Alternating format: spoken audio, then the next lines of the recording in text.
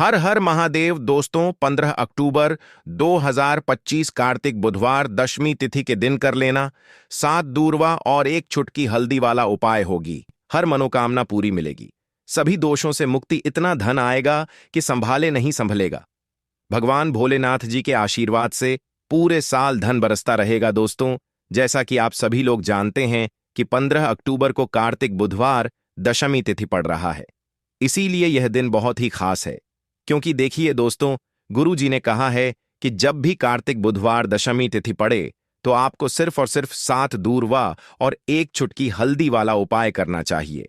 यह उपाय इतना खास है कि अगर आपने सही मुहूर्त पर सही क्रिया अनुसार 7 दूर्वा और एक चुटकी हल्दी वाला उपाय कर लिया, जो प्राचीन काल के समय का महा उपाय है, तो मान के चलिए दोस्तों, भगवान भोलेनाथ जी के आशीर्वाद से आपके जीवन का कितना ही बड़ा दुख हो, उससे आपको मुक्ति मिल जाएगी। आपकी कोई भी मनोकामना हो, मान लीजिए आप नौकरी की तैयारी कर रहे थे, आपकी नौकरी लग जाएगी, आपका बंद पड़ा व्यापार चल पड़ेगा। जिस बीमारी से आप बहुत दिनों से परेशान थे, उस बीमारी से आपको मुक्ति मिल जाएगी।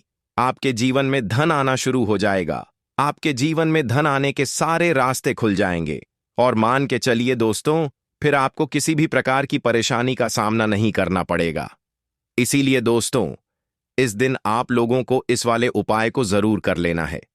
भले ही आपने पूरे साल भर इस उपाय को ना किया हो, पर अगर आपने इस कार्तिक बुधवार दशमी तिथि के दिन अगर इस वाले उपाय को कर लिया, तो आपको इस उपाय को करने का वह फल मिलेगा जिसकी आपने कभी कल्पना भी नहीं करी होगी।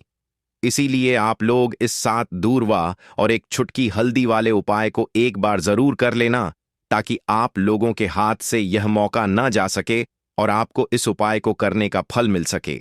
दोस्तों, यह उपाय पंडित जी ने अपनी अभी की ही शिव महापुराण की कथा में बताया है, जो इस उपाय को आज हम आपको बहुत अच्छे से समझाने वाले हैं। इस वीडियो को देखने के बाद इस उपाय को समझने के लिए आपको कोई और वीडियो को देखने की जरूरत नहीं पड़ेगी। तो चलिए दोस्तों, उपाय को शुरू करते हैं। उससे पहले हे भगवान भोलेनाथ, आपके इस वीडियो को जो भी लाइक और चैनल को सब्सक्राइब करें, उसके जीवन में कभी दुख दर्द मत आने देना। साथ ही साथ कमेंट बॉक्स में 5 ओम नमः शिवाय जरूर लिखें, ताकि भगवान भोलेनाथ जी की कृपा आप सभी को प्राप्त हो सके। इसी के साथ में आप सभी को बता दूं कि आप लोग वीडियो को पूरा नहीं देखते हो, काट काट कर देखते हो और गलत गलत उपाय को कर लेते हो, तो आपसे निवेदन है कि वीडियो को पूरा जरूर देखें। देखिए दोस्तों, यह कार्तिक बुधवार दशमी तिथि का दिन यह इतना खास होता है, इतना महत्वपूर्ण होता है। देखा गया है कभी कभी बड़े बड़े पूजा पाठ अनुष्ठान से जो मनोकामना पूर्ण नहीं होते, वह कार्तिक बुधवार दशमी तिथि के दिन एक छोटे से उपाय करने से ही आपकी मनोकामना पूर्ण हो जाती है। और बहुत सारे लोगों ने इस उपाय को किया भी है और उनको इस उपाय को करने का फल भी जरूर मिला है। अगर आप लोग भी इस उपाय को करना चाहते हैं, तो आप इस उपाय को पहले अच्छे से समझ लेना, सुन लेना, उसके बाद करना। आपको इस उपाय का फल जरूर मिलेगा। और इस उपाय को कर लेने से आपके घर में चाहे किसी भी प्रकार की दुख और समस्या क्यों ना चल रही हो, आपको उसका कारण भी नहीं पता है कि भाई यह समस्या किस कारण से चल रही है। उसका कुछ भी कारण हो सकता है, जैसे पितृदोष हो सकता है या किसी भी तरह का मंगल दोष भी हो सकता है। तो इस दिन आप लोगों को यह वाला उपाय कर लेना है। यह एक ऐसा उपाय है जिस उपाय को अगर किसी विशेष दिन पर किया जाए, तो भाई उस विशेष दिन का जो है वह तो हमें मिलता ही मिलता है। पर हमने उस दिन पर इस 7 दूवा और एक चुटकी हल्दी वाले उपाय को किया है, तो हमें उससे भी बड़ा फल मिलता है। और फल बहुत जल्दी मिलता है, क्योंकि आप इस उपाय को बहुत ही बड़े और विशेष दिन पर कर रहे हो। तो चलिए अब उपाय के बारे में बात करते हैं। लेकिन उससे पहले आप लोगों को यह जानना आवश्यक है कि आखिर यह उपाय किस समय करना है, किसको करना है और कैसे करना है। तो चलिए हम आगे आपको वीडियो में एक एक करके बता देते हैं। तो दोस्तों, इस 7 दूर्वा और एक चुटकी हल्दी वाले उपाय को हमें इस कार्तिक बुधवार दशमी तिथि के दिन कैसे करना है, किसको करना है, किस समय करना है और कहां पर करना है, ये सारे सवालों के जवाब आपको इस वीडियो में मिल जाएंगे। और जो ये वीडियो देखेगा भाई, उसको 7 दुआ और एक चुटकी हल्दी वाला उपाय जरूर करना चाहिए, क्योंकि इस दिन शत्रुओं और किसी भी दोष, किसी भी बीमारी से मुक्ति पाने के लिए 7 दूर्वा और एक चुटकी हल्दी का बहुत ही बड़ा और विशेष महत्व होता है। और जब बात आ जाए 7 दूर्वा और एक चुटकी हल्दी की, तो यह सोने पर सुहागा वाली बात हो जाती है और यह एक बहुत ही बड़ा उपाय हो जाता है। अब दोस्तों, इस 7 दूवा और एक चुटकी हल्दी वाले उपाय को आखिर करना किसको है, सबसे पहले हम लोग वह बात जान लेते हैं। तो देखो, घर की जो बड़ी माताएं बहनें होती हैं, उन माताओं बहनों में से कोई भी एक बड़ी माता बहन इस वाले उपाय को कर सकती है। और दोस्तों, अगर आप चाहे तो अपने घर में से सभी सदस्यों को भी इस उपाय को करवा सकते हैं। अगर किसी व्यक्ति की खुद की कोई मनोकामना है, खुद की कोई दुख और परेशानी है जो कि वह अपने लिए ही करना चाहता है, इस वाले उपाय को तो वह खुद अपने लिए भी कर सकता है। बाकी अगर कोई घर में से ऐसा है जो कि अपने पूरे घर परिवार की सुख और शांति के लिए यह वाला उपाय करना चाहता है, तो भाई वह भी कर सकता है। उसमें भी कोई दिक्कत वाली बात नहीं है। कहने का मतलब यह है कि इस उपाय को हर एक सदस्य भी कर सकता है और पूरे घर परिवार के सदस्य के लिए घर की बड़ी माताओं बहनों में से कोई एक माता बहन भी कर सकती है। माताएं बहनें अगर घर में उपस्थित ना हो या वह यह वाला उपाय ना कर पा रही हो, तो फिर घर का कोई बड़ा सदस्य भी इस 7 दुआ और एक चुटकी हल्दी वाले उपाय को कर सकता है। चाहे फिर वह पुरुष ही क्यों ना हो, उसमें कोई भी दिक्कत वाली बात नहीं है। अब दोस्तों, 7 दुआ और एक चुटकी हल्दी वाले उपाय को हमें करना कहां पर है? देखो, इस उपाय को हमें मंदिर में ही करना है। बहुत सारे लोग प्रश्न करते हैं, हर एक उपाय को करते समय क्या हम इस उपाय को घर पर या मंदिर में कर सकते हैं? देखो, तो इस वाले उपाय को आप मंदिर पर करोगे तो अच्छा रहेगा। घर में नहीं करना है इस वाले उपाय को। उसके बाद में दोस्तों, जो अगला प्रश्न निकल कर आता है वह यह आता है इस उपाय को लेकर कि आखिर इस उपाय को हमें किस समय करना है, सुबह के समय करना है कि शाम के समय करना है? तो देखो, इस वाले उपाय को आप लोग सुबह के समय भी कर सकते हो और शाम के समय प्रदोष काल में भी कर सकते हो। अब अगर आप पूछो कि भाई साहब, सबसे उत्तम समय कौन सा रहेगा इस 7 दूर्वा और एक चुटकी हल्दी वाले उपाय को करने का, तो हम आपसे बस यही कहेंगे कि इस उपाय को आप शाम के समय करेंगे तो ज्यादा बेहतर होगा, क्योंकि कार्तिक बुधवार दशमी तिथि का दिन है और इस दिन प्रदोष काल के बहुत महत्व होता है। बाकी अगर सुबह के समय भी करेंगे तो भी अच्छा होगा, उसमें कोई भी दिक्कत वाली बात नहीं है। तो अब दोस्तों, जो अगली सबसे बड़ी और महत्वपूर्ण बात आती है वह यह आती है कि सुबह अगर हम उपाय को करेंगे तो हमें कितने बजे से लेकर कितने बजे तक के बीच में करना है, और शाम के समय प्रदोष काल में करेंगे तो हमें कितने बजे से लेकर कितने बजे के बीच में करना है। तो देखो, सुबह जितनी जल्दी हो सके आप उपाय को करने की कोशिश करना। बाकी अगर किसी कारणवश लेट भी हो जाओ, थोड़ी देर भी हो जाए तो देखो, सुबह जितनी जल्दी हो सके आप उपाय को करने की कोशिश करना। बाकी अगर किसी कारणवश लेट भी हो जाओ, थोड़ी देर भी हो जाए, तो 10 या 11 बजे तक भी आप उपाय कर लेना, पर 12 बजे से ज्यादा देरी ना हो। ठीक है, इस बात का ध्यान रखना। उसके बाद में दोस्तों, अगर शाम के समय प्रदोष काल की बात करें, प्रदोष काल का जो समय होता है वह शाम के 6 बजे से शुरू हो जाता है। मतलब शाम के 6 बजे से लेकर 7 बजे के बीच का जो समय होता है, यह समय प्रदोष काल का समय होता है। इस उपाय को 7 बजे या 8 बजे के बीच में भी कर सकते हो। मतलब शाम के 6 बजे से रात 8 बजे के बीच में आप कभी भी इस वाले उपाय को कर सकते हो, उसमें कोई भी दिक्कत वाली बात नहीं है। परंतु 15 अक्टूबर कार्तिक बुधवार दशमी तिथि के दिन कोशिश करना कि समय के अंतर्गत ही कर लो। किसी कारणवश ना कर पाओ तो थोड़ा देरी से भी कर सकते हो। तो चलिए, अब हम अपने सबसे पहले उपाय की बात कर लेते हैं। तो इस उपाय को करने के लिए सुबह होने से पहले उठ जाना है। घड़ी मत देखना, जब नींद अपने आप टूट जाए वही समय ठीक होता है। सबसे पहले जमीन पर पैर रखने से पहले मन में बोलना है, आज जो करूंगा वह सिर्फ अपने भाग्य को ठीक करने के लिए करूंगा। फिर बिना किसी से बात किए सीधा रसोई में जाना है। कोई दरवाजा जोर से मत बंद करना, सब कुछ धीरे से करना है। वहां हल्दी का डिब्बा ढूंढना है, जो सबसे कम इस्तेमाल होता है वही असली होता है। उसमें से बस एक चुटकी निकालनी है, ना ज्यादा ना कम। जितनी उंगलियों में आए उतनी, उससे ज्यादा नहीं। अब एक कटोरी चाहिए। तांबे की हो तो सबसे अच्छा पीतल चलेगा, नहीं तो मिट्टी का छोटा सा प्याला भी चलेगा, लेकिन प्लास्टिक नहीं चलेगा। अब उस हल्दी को उस कटोरी में रखना है, बिना किसी मंत्र, बिना किसी सोच के। बस हल्दी डालते हुए इतना बोलना है, जो पीला है वह उजाला है। मेरे जीवन में अब यही उजाला चाहिए और कुछ नहीं। अब एक सफेद कपड़ा ले लो, रुमाल हो या धोती का किनारा साफ हो, बस इतना जरूरी है। अब चुपचाप घर से बाहर निकल जाना है। किसी से पूछना नहीं, बताना नहीं। सीधे उस जगह जाना है जहां घास उगती हो। कोई मंदिर का पिछवाड़ा, कोई खाली मैदान, कोई तुलसी के पास की मिट्टी, कहीं भी जहां जमीन ने दूर्वा को जन्म दिया हो। अब जमीन पर बैठना नहीं है, बस खड़े खड़े झुककर देखना है और धीरे धीरे दूर्वा तोड़नी है। पूरी की पूरी नहीं, बस ऊपर की 3 पत्तियों वाली शाखा, एक नहीं, 2 नहीं, पूरे 21 तोड़नी है। लेकिन हर बार जब तोड़ो तब मन में एक बात बोलनी है, हे गणपति, मेरी अटकी हुई किस्मत को काट दो। हर बार यही 21 बार। अब वह दूर्वा रुमाल में लपेट लो और घर लौट आओ। अब जहां सबसे ज्यादा शांति हो वहां बैठो। मंदिर हो तो ठीक, नहीं तो दीवार का वह कोना जहां बचपन में बैठते थे वहां बैठ जाना है। अब कटोरी को अपने सामने रख देना है, दूर्वा खोलनी है और एक एक करके सारी दूर्वा उस हल्दी में डालनी है और हर बार मन में बोलना है, जो रुकावट है वह अब नहीं रहेगी। फिर उसी कटोरी को अपने दोनों हाथों से उठाना है, आंखें बंद करनी है और एक लंबी सांस लेकर उसे माथे से लगाना है। फिर बिना कुछ बोले, बिना कुछ मांगे, बस 5 मिनट तक मौन बैठना है। वह मौन ही सबसे बड़ी प्रार्थना है।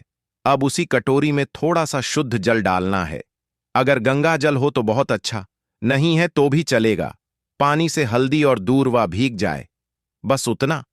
अब कटोरी को सिर के ऊपर से 3 बार घुमाना है, पहले दाएं से, फिर बाएं से, फिर एक बार और दाएं से, जैसे कोई अंधेरे का घेरा काट रहा हो। और फिर उस कटोरी को लेकर चुपचाप घर से बाहर जाना है। किसी पुराने पीपल के पेड़ के नीचे या किसी बहते पानी में, नदी में, वहां जाकर वह हल्दी और दूर्वा बहा देनी है। लेकिन ध्यान रखना, पीछे मुड़कर नहीं देखना है। जैसे जो छोड़ आए वो अब दोबारा जिंदगी में लौटे नहीं। फिर लौटकर घर आना है, हाथ मुंह धोना है, लेकिन न कुछ खाना है न पीना है। कम से कम दोपहर तक कुछ नहीं, सिर्फ मौन रहना है और मन में एक बात टिकाए रखना है, अब जो होगा वह मेरे लिए सही होगा। यही उपाय है, यही टोटका है और यही भरोसा है। इसे किसी को बताना नहीं है, किसी से चर्चा नहीं करनी है। और किसी दिन अचानक जब कोई बंद दरवाजा अपने आप खुल जाए तो समझ लेना हल्दी और दूर्वा ने अपना काम कर दिया है। अब जब उपाय पूरा हो गया, जब तुमने चुपचाप हल्दी उठाई, दूर्वा तोड़ी, मंत्र नहीं बोला लेकिन प्रार्थना की, तो समझो कि अब काम उस स्तर पर शुरू हुआ है जहां शब्द नहीं पहुंचते, जहां इंसान की समझ रुक जाती है और जहां से किस्मत की चाल चलती है। मगर दिक्कत यह है कि आजकल इंसान इतना शोर सुनता है कि जब जीवन में कोई बदलाव चुपचाप आता है तो वह उसे पहचान ही नहीं पाता। इसलिए जरूरी है यह जानना कि उस उपाय ने असर करना शुरू किया है या नहीं, और अगर हां तो कैसे।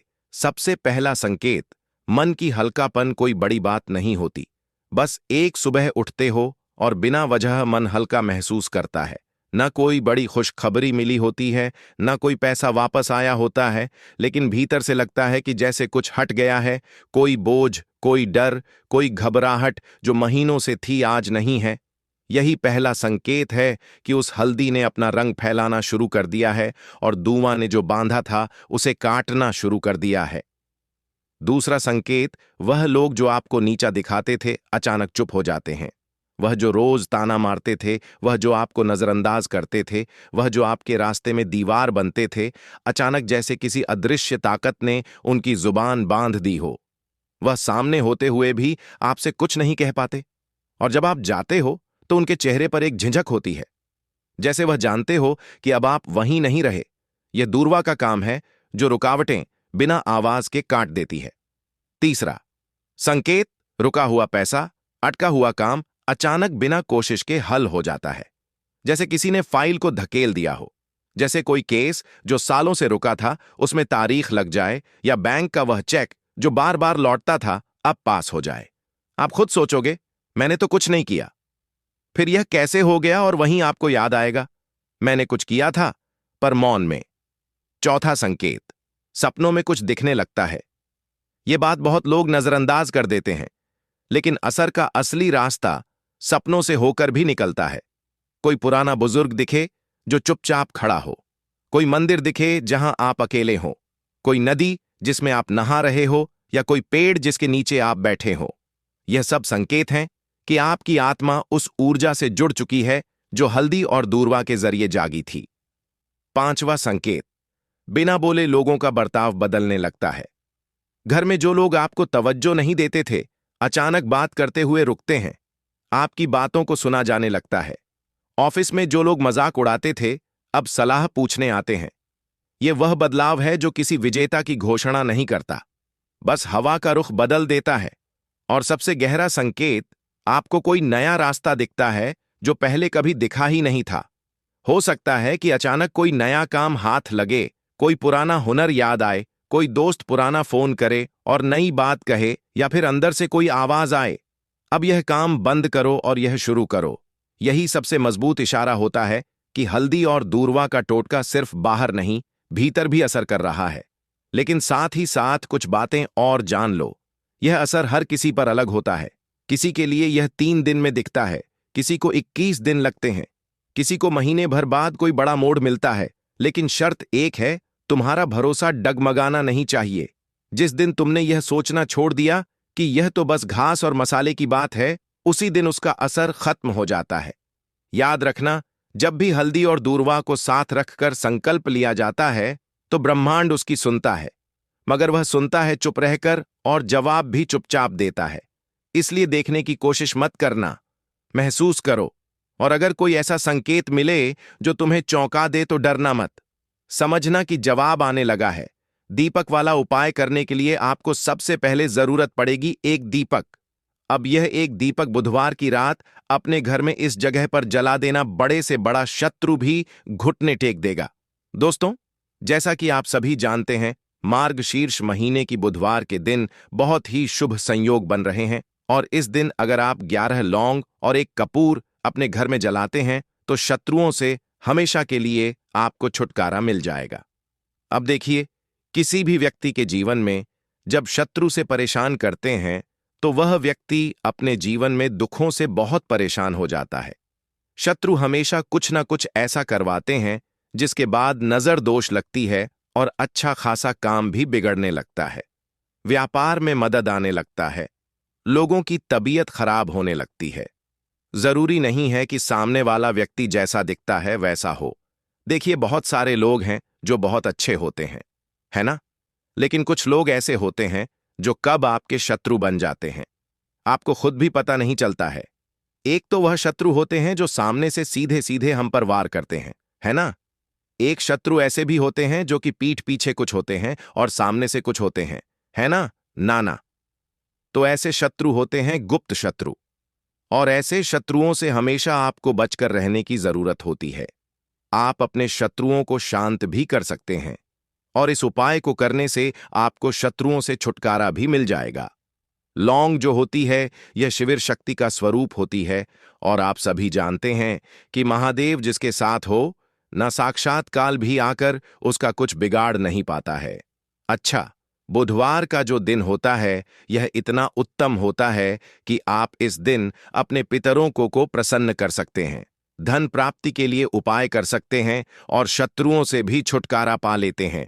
जब 11 लौंग का उपाय और एक कपूर का उपाय अपने घर पर करते हैं तो बात कर लेते हैं सबसे पहले उपाय की, जो कि पितरों को प्रसन्न करने के लिए है। देखिए, पितृ जब किसी से नाराज हो जाते हैं ना, तो उस व्यक्ति के जीवन में बीमारियां, दुख, धन की समस्याएं लगातार बढ़ती हैं, तो कोशिश करें कि हमेशा अमावस के दिन आप अपने पितरों को प्रसन्न करने के लिए उपाय करें। अच्छा, पितृदोष अगर घर में जरा सा भी होता है ना, तो सबसे ज्यादा कष्ट जो आता है वह बच्चों के जीवन पर आता है। बच्चों का मन पढ़ाई में नहीं लगता है, उन्हें आसानी से जीवन में सफलता नहीं मिलती है। बहुत सारे लोगों के यहाँ संतान को लेकर बहुत समस्याएं होती हैं कि संतान नहीं हो रही है ना? तो पितरों को प्रसन्न करने के लिए आपको इस दिन क्या करना है कि सूर्य भगवान को अर्घ देना है। तो थोड़ा सा तांबे का लोटा अगर हो तो तांबे के लोटे में जल भर लें, वरना किसी भी लोटे में आप जल लें। उसके अंदर आपको क्या करना है, थोड़े से अक्षत के दाने डालने हैं, थोड़े से चावल के दाने, थोड़ी सी केसरी डाल लें। अगर लाल फूल है तो लाल फूल डाल लें और सूर्य भगवान को अर्घ दें। अगर भी आप जल चढ़ा देते हैं, अर्घ दे देते हैं, तब भी आपके घर से पितृदोष दूर होता है। तो जब भी आप बुधवार के दिन सूर्य भगवान को अर्घ देते हैं, इससे आपके पितृ प्रसन्न होते हैं। साथ ही साथ अगर आप कर सकते हैं तो पीपल का जो पेड़ होता है, इसमें भी हमारे पितरों का वास माना जाता है। तो आपको क्या करना है कि एक लोटे में या किसी भी बर्तन में आपको जल लेना है, उसमें थोड़े से आपको काले तिल के दाने डालने हैं, काला तिल डालना है। साथ ही साथ आपको क्या करना है, थोड़े से मिश्री के दाने डालने हैं, गुड़ भी आप यहां पर डाल सकते हैं। अब यह मीठा जल आपको पीपल के पेड़ में चढ़ाना है। आपके घर के आसपास जहां भी पीपल का पेड़ हो, आप बुधवार के दिन सुबह के समय में पीपल की जड़ में यह मीठा जल चढ़ाएं और अपने पितरों से क्षमा याचना करें। साथ ही साथ दीपक अगर आप लगा सकते हैं तो पीपल के पेड़ के नीचे आपको दीपक जरूर से बुधवार के दिन शाम के समय में लगाना चाहिए। पितरी आपके हमेशा प्रसन्न रहेंगे और कभी भी पितृदोष की वजह से घर में कोई दुख और कष्ट नहीं आएगा। तो बहुत ही उत्तम सा यह उपाय है जो कि पितरों को प्रसन्न करने के लिए है, और जीवन के दुख कष्ट जो हैं वह बहुत जल्दी दूर होते हैं जब आप हमेशा अपने पितरों को प्रसन्न रखते हैं। तो चलिए अब बात कर लेते हैं 11 लौंग और 1 कपूर घर में किस जगह पर जलाना है, और इस उपाय को करने से कैसे आप अपने शत्रुओं से छुटकारा पा सकते हैं। शत्रु कभी आपको परेशान नहीं करेंगे, शत्रु चाहे कैसे भी हो।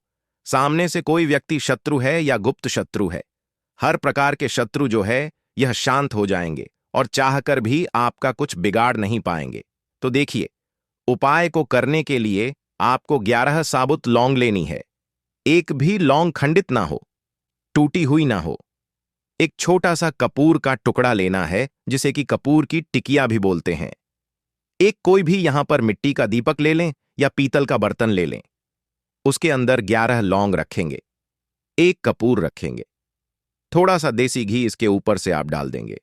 अब यह आपको बुधवार के दिन रात के समय में, ठीक है ना, जब सूर्य अस्त हो जाता है, उसके बाद किसी भी समय आपको अपने घर में जलाना है और इसका धुआं पूरे घर में अच्छे से दिखाना है। जितने भी कमरे हैं, जितने भी रूमर्स हैं, बरामदा, आंगन, ठीक है ना, बालकनी, जो भी आपके घर में है, सभी जगह पर आपको इसका धुआं अच्छे से दिखाना है। और साथ ही साथ आपको महादेव का ध्यान जरूर करना है। देखिए, जब भी आप अपने घर में यह लौंग और कपूर बुधवार के दिन जलाते हैं, सबसे पहले तो शत्रुओं से छुटकारा मिल जाता है। कोई भी शत्रु कुछ भी करता है, वह आपके घर तक चीज नहीं पहुंचती है, आपका कुछ नहीं बिगड़ता है। दूसरी चीज कि जब भी लौंग और कपूर आप जलाएंगे, आपके घर पर कोई संकट नहीं आता है, आपके धन पर कोई संकट नहीं आता है, घर में कोई परेशानियां नहीं आती हैं और हमेशा आपके घर में सकारात्मक ऊर्जा बढ़ती है, पॉजिटिव एनर्जी बढ़ती है, जिसके बाद आपके घर में धन की देवी माता लक्ष्मी वास करती है। लौंग और कपूर जिस घर में कोई भी व्यक्ति जलाता है, विशेषकर बुधवार के दिन, तो ऐसा समझ लीजिए इसके बहुत चमत्कार हैं, बहुत ज्यादा लाभ है। तो कोशिश कर कि बुधवार के दिन रात के समय में किसी भी समय आप अपने घर में 11 लौंग और 1 कपूर जरूर जलाएं। शत्रु जो हैं वह घुटने टेक देंगे और आपका कुछ नहीं बिगाड़ पाएंगे। साथ ही साथ धन की वर्षा भी घर में होगी और धन से जुड़ी जितनी भी समस्याएं आपके जीवन में आ रही हैं, बहुत तेजी के साथ आपके जीवन से दूर होती चली जाएंगी। तो चलिए अब बात कर लेते हैं अपने तीसरे उपाय की, और तीसरा उपाय है धन वर्षा के लिए और धन को बढ़ाने के लिए। बहुत सारे लोगों की यह समस्या होती है कि पैसा बढ़ता नहीं है, पैसा तो आता है घर में लेकिन पैसा बढ़ता नहीं है। या कुछ लोग ऐसे भी हैं जो कहते हैं कि पैसा बढ़ेगा तो तब जब घर में पैसा आएगा, बिल्कुल से पैसा आना बंद हो रहा है। व्यापार दिन पर दिन खराब होता जा रहा है, नहीं समझ आ रहा, किसी ने कुछ करा दिया है या फिर घर में कुछ ऐसा है, वास्तु दोष है, नजर दोष है, जिसकी वजह से घर में तरक्की लोगों की नहीं हो रही है। ठीक है ना, बिल्कुल व्यापार धंधा सब बेकार होता चला जा रहा है। जो भी व्यापार कर रहे हैं उसमें लगातार घाटा हो रहा है। तो यह उपाय आप करिए बुधवार के दिन और फिर इसका चमत्कार खुद देखिए। चाहे व्यापारी हैं, आप कोई बिजनेसमैन हैं, दुकान है, आपकी हर प्रकार के काम में लाभ ही लाभ मिलता है। जब इस उपाय को आप करते हैं, आपको क्या करना है? 2 फूल वाली लौंग लेनी है, एक लाल फूल लेना है। गुलाब का फूल भी आप यहां पर ले सकते हैं। उसी गुलाब के फूल में यह 2 फूल वाली लौंग रख देनी है। एक देसी घी का दीपक आपको जलाना है, लंबी बाती का। अब यह दोनों चीजें लेकर अपने घर के मंदिर में आपको बैठ जाना है शाम के समय में। बुधवार के दिन शाम के समय में जब सूर्य अस्त हो जाता है, सूर्य छिप जाता है, अब आपको सबसे पहले देसी घी का दीपक जला देना है, माता लक्ष्मी के सामने और भगवान विष्णु जी के सामने। ठीक है ना? एक देसी घी का दीपक जला देंगे और जो लौंग और फूल आपने लिया है, यह अपने सीधे हाथ में आप रख लेंगे। अब आपको माता लक्ष्मी से अपने जीवन की समस्याओं को कहना है कि मेरा काम नहीं चलता है, मेरा व्यापार अच्छे से नहीं बढ़ता है, मेरा धन नहीं बढ़ रहा है, मेरे पैसे में बढ़ोतरी नहीं हो रही है। जो भी दुख है, जो भी पैसे को लेकर समस्याएं जीवन में है, सब कुछ आपको माता लक्ष्मी और श्री हरि विष्णु से कह देना है। ठीक है ना? इसके बाद आपको मंत्र बोलना है 11 बार। ओम नमो भगवते वासुदेवाय नमः 11 बार यह मंत्र बोल देंगे और फिर वह फूल आपको माता लक्ष्मी को अर्पित कर देना है, उनके सामने चढ़ा देना है। चाहे मूर्ति है, आपके घर में माता लक्ष्मी की कोई भी तस्वीर है, प्रतिमा है। फिर आपको क्या करना है कि अपने घर के मुख्य दरवाजे पर भी 2 दीपक जरूर जलाने हैं। बाहर की तरफ बुधवार के दिन फिर देखिए आपके घर में कैसे पैसा आता है और धन बढ़ता चला जाता है। अब अगले दिन आप क्या करेंगे? जो फूल और लौंग आपने माता लक्ष्मी के सामने चढ़ाई थी, ठीक है ना? तो फूल तो आप किसी भी पेड़ पौधे के अंदर डाल देंगे। जो 2 लौंग आपने चढ़ाई हैं, उसे आप हमेशा अपने पास रखेंगे, अपने पर्स में रखेंगे। पर्स में पैसे रखते हैं या किसी भी चीज में आप अपने पास पैसे रखते हैं, बस वहीं पर आपको अपनी जेब में अगर रखते हैं तो जेब में रखेंगे। ठीक है ना? लेकिन ये 2 लौंग किसी भी कपड़े के अंदर रख के, किसी भी चीज के अंदर रख के आपको अपने पास हमेशा रखनी है। कोई भी नजर दोस्त परेशान नहीं करेगी। पैसा हमेशा घर में आएगा और हमेशा आपके जीवन में सुख समृद्धि बढ़ती चली जाएगी। तो बुधवार के दिन इन अचूक उपायों को जरूर करें और इनका लाभ जरूर उठाएं। तो अब बात कर लेते हैं अपने अगले और महत्वपूर्ण उपाय की। तो दोस्तों, हरी इलायची वाला उपाय करने के लिए आपको जरूरत पड़ेगी 3 हरी इलायची। अब 3 हरी इलायची, आज बुधवार की रात 3 हरी इलायची घर में इस जगह पर फेंक देना। धन की कमी आपके जीवन से दूर हो जाएगी और बड़े से बड़ा नजर दोष भी आपके घर से दूर हो जाएगा।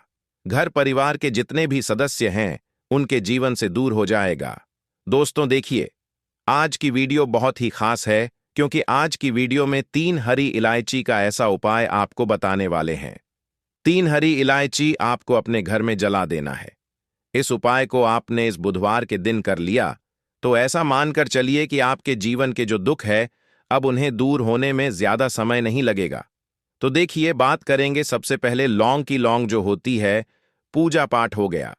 कोई भी हम बहुत बड़ी पूजा करते हैं या छोटी पूजा करते हैं, कोई भी चीज जब हम पूजा से रिलेटिव करते हैं, है ना, तो होता क्या है, हम उसमें इलायची जरूर लेते हैं। मां दुर्गा की पूजा करते हैं, महादेव का पूजन करते हैं, बजरंगबली का पूजन करते हैं। इलायची हम उसमें विशेष रूप से लेते हैं क्योंकि इलायची जो होती है, ये एक तरह से आपके घर से नजर दोष को भी दूर करती है, नेगेटिविटी को भी दूर करती है। और इलायची के जितने भी उपाय होते हैं, आपको बता दें, ये बहुत जल्दी देवी देवताओं को भी प्रसन्न करते हैं और आपके जीवन के कष्टों को बहुत जल्दी दूर कर देते हैं। तो जो लोग भी चाहते हैं ना कि हमारे जीवन के कष्ट जल्दी से जल्दी दूर हो जाएं, उन्हें तो विशेषकर इलायची के उपाय जरूर करने चाहिए। जो लोग चाहते हैं जल्दी से जल्दी अच्छा सा रिजल्ट उनको उनके जीवन में मिले, पैसा उनके पास आए, पैसा उनके पास रुके, तो उन्हें भी विशेषकर इलायची के उपाय जरूर करने हैं। तो देखिए, ज्योतिष शास्त्र में भी इलायची के ऐसे ऐसे उपाय हैं जिन्हें करने से व्यक्ति अपने जीवन की बड़ी से बड़ी समस्या का समाधान निकाल सकता है। कहने का मतलब है, इलायची के उपाय करके आप अपने जीवन के बड़े बड़े कष्टों को न बहुत आसानी से दूर कर सकते हैं। लेकिन बहुत बार हम होता क्या है, जीवन में जब कष्ट बहुत बढ़ जाते हैं, दुख बहुत बढ़ जाते हैं, तो हमारा जो दिमाग होता है वह सोच नहीं पाता है। हम नहीं समझ पाते हैं कि यह जो कष्ट हम इतने बड़े लग रहे हैं और होते भी हैं। जीवन में कभी कभी बहुत बड़े कष्ट आ जाते हैं, लेकिन यह बड़े बड़े कष्ट भी आप बहुत ही आसानी से दूर कर सकते हैं। इलायची के उपाय करके देखिए। पूरी सच्ची श्रद्धा के साथ जब कोई भी उपाय करते हैं ना, उसमें यह महत्व नहीं रखता है कि आप बड़ी पूजा करते हैं, बड़ा उपाय करते हैं, छोटा उपाय करते हैं। उसमें सच्ची श्रद्धा का होना और आपके विश्वास का होना। भगवान के ऊपर पूरा विश्वास करके जब आप कोई भी उपाय करते हैं ना, का उपाय सफल होता ही होता है और भगवान खुद आपके जीवन के संकटों को दूर करने आते हैं। तो बात करेंगे सबसे पहले उपाय की है ना, जो कि आपको करना है बुधवार के दिन इलायची से। अब देखिए, जो सबसे पहला उपाय आपको बताने जा रहे हैं, इस उपाय को अगर आप करते हैं तो आप अपने जीवन में जो भी भगवान से मांगेंगे ना कि हाँ मुझे यह चीज चाहिए है ना, मेरी मनोकामना है, ये पूरी नहीं हो रही है, भगवान आप मेरी इस मनोकामना को पूरा कर देना। तो आपकी मनोकामना पूर्ति के लिए आपको यह पहला उपाय करना है। बुधवार के दिन तो देखिए आपको करना क्या है। यहां पर आपको 2 इलायची लेनी है ना। एक भी इलायची उसमें से खंडित ना हो, टूटी हुई ना हो। अब आप अपने घर में जो दीपक जलाते हैं, है ना, कुछ लोग होता है कि 5 दीपक जलाते हैं जब सुबह के टाइम में पूजा करते हैं। कोई 2 दीपक जलाता है, कोई 3-4, है ना, कोई 1 दीपक जलाता है। तो देखिए, हम तो अपने घर के मंदिर में दीपक जलाते हैं। तो आपको करना क्या है, जैसे मान लीजिए आप अपने घर में 1 दीपक जलाते हैं, है ना, चाहे वह फिर आप तेल का जलाते हैं, घी का जलाते हैं, किसी का भी जलाते हैं। आपको क्या करना है,